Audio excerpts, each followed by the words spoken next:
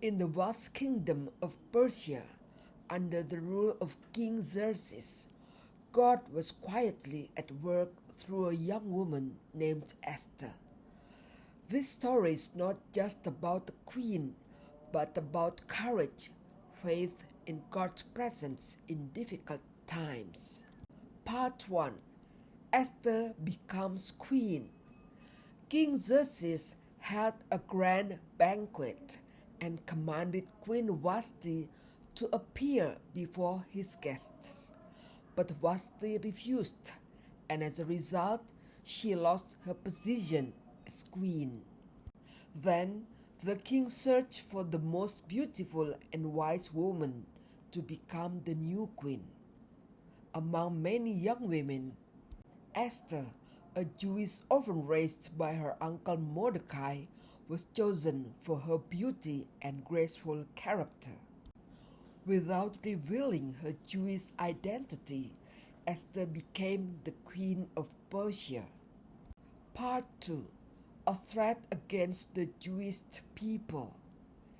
In the palace, a high-ranking official named Haman felt insulted because Mordecai refused to bow to him. In his anger, Haman devised a wicked plan to annihilate the entire Jewish people. He convinced King Xerxes to issue a decree allowing the massacre of Jews throughout the empire. Part 3. Esther is called to act. Mordecai sent a message to Esther, pleading with her to speak to the king to save her people. Esther was afraid because anyone who approached the king without being summoned could be put to death. But Mordecai said, "Who knows? Perhaps you have come to your royal position for such a time as this." Bravely, Esther decided to fast for 3 days along with all the Jews, and then she would go to the king. Part 4. The Secret Banquet and Revelation. Esther invited King Xerxes and Haman to a banquet. At the second banquet, she revealed her identity as a Jew and exposed Haman's evil plan.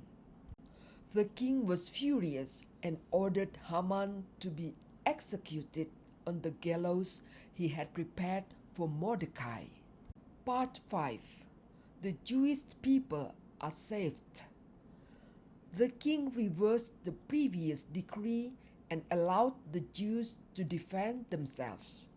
The Jewish people were saved, and that day was remembered as a day of victory called Purim. Closing. The story of Esther teaches us that courage and faith can change history. God is at work even when we don't see Him directly.